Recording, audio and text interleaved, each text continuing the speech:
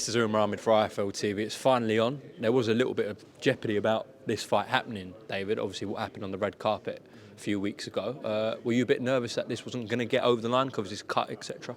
No, I wasn't even nervous, to be fair. I just kind of thought, it would always happen. But if it didn't, I'll just go choose another opponent and go down the next route. It wasn't the end of the world. Come on, really though, it's a big occasion here. Chief supports the Fury. Big occasion, but obviously I'm 26. These fight nights are gonna come. You know, I'm expecting them to come. So yeah, that's just how I saw it. Can we just address that first? What happened on the red carpet? I haven't spoke to you since. Yeah, everyone's asking.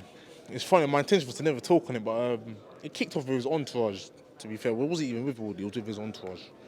Like, what did he do? Was it one person or a lot of them? There was a lot of them, but there was one person that stood out the most, and he was a unit too. So he was trying to throw his weight around a bit more than everyone else. And yeah, you know, obviously it kicked off between us. He ended up coming over towards me and I pushed him backwards, as I would. I mean, he's 17 stone, 18 stone, 16, I don't know what he is. But I mean, if he's walking over towards me, it's only right I push him back. He says, no, he came over to speak to me, but, you know, I'd rather retaliate first, ask questions later. I mean, I'm not going to let him walk towards me, get too close before it kicks off, so. Because his verdict was that you were jittery, there was a lot of cameras around, you just did it for the sake of it, essentially. That's what Fabio said. Yeah, he said something like that, but for me it doesn't make no sense saying all of that. It's silly. What does it do for me? It doesn't do nothing for me pushing him, realistically. It don't build no hype. I mean, it obviously built a hype, but it wasn't meant to do that. But yeah, it doesn't do nothing for me. It don't get me paid more. It doesn't get me no endorsement deals. Yeah, it doesn't do nothing for my career per se. So yeah, it weren't premeditated. So just to clear up, you had no intention to go there and do that? I didn't walk over towards him. That's what people keep forgetting. Woodley had his own interview, and he left his interview to walk over towards me. And then as he's walked over towards me, I've pushed him. But yeah, the intention was to never, for it to ever get like that. But obviously it got like that, and what happened. Just faced off there for the first time. What did you see in his eyes? Anything? No, nothing. You know, I'm not one of the fighters that look into fights like that. Oh, he looked nervous, and what's going to happen in fight? That's going to happen in fight. Now I'm going to go out there, I'm going to stop him. You know, I don't look into things too deeply. This is what I'm saying, man. A lot of athletes, truth is, a lot of athletes, they're thin-skinned. A lot of athletes are thin-skinned, you know. People say things about them online, or people say certain things, or they look for certain vulnerabilities because they can't deal with other things. They're not actually thick-skinned. You know, my skin's so thick. You think Fabio's thin-skinned?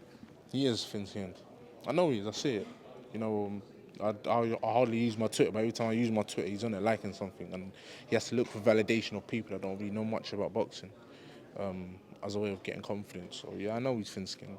There was an exchange up there because I remember you went to his press conference and you said the fight's going to be on BT, which is now TNT, and he was saying, no, let's have it on DAZN, etc. You were making a point of that in the press conference, so do you want to elaborate on that, David? Yeah, because he kept talking about, you know what's fun? This is what I'm saying though, Umar. I did the interview, and I said I'm the A side, and they went viral. Oh my, how can he be the A side? Come on, I know I wasn't the A side. He's got the bloody belt.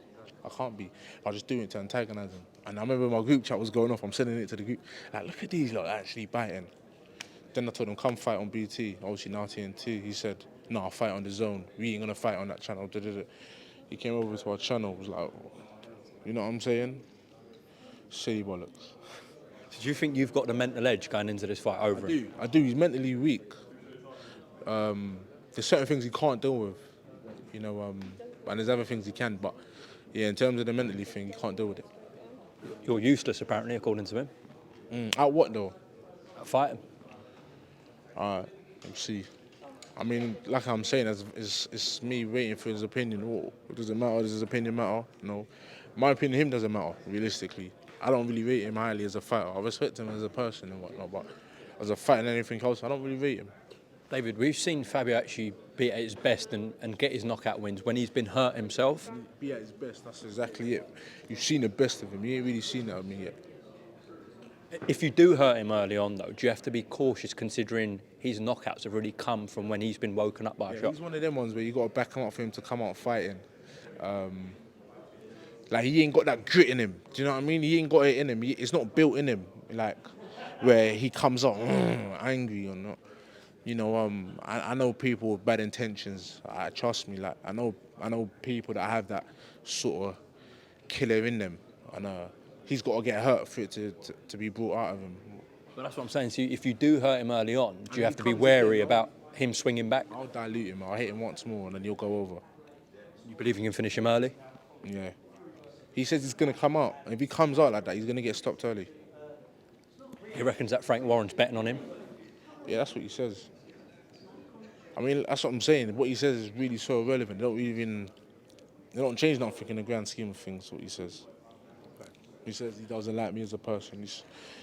I don't know what else he says. He says me and him ain't the same. We ain't the same. Like he just says a load of stuff. A lot of fighters do that though. Boxing's not the way it was in the 90s. When I had a load of big personalities and people that knew how to really embrace themselves. So yeah, we live in a world now where people are like, no, we don't like that arrogance. Two more things, David. Response or reaction to Tony Bellew's comment saying that Joe Joyce obviously lost again to Zhilai Zhang the other night, that he's not even British level and Fabio Wardley would beat Joe Joyce. Nah, Wardley don't beat Joe Joyce. Obviously, Joyce gets hit, but yeah, I mean, Fabio definitely don't beat him.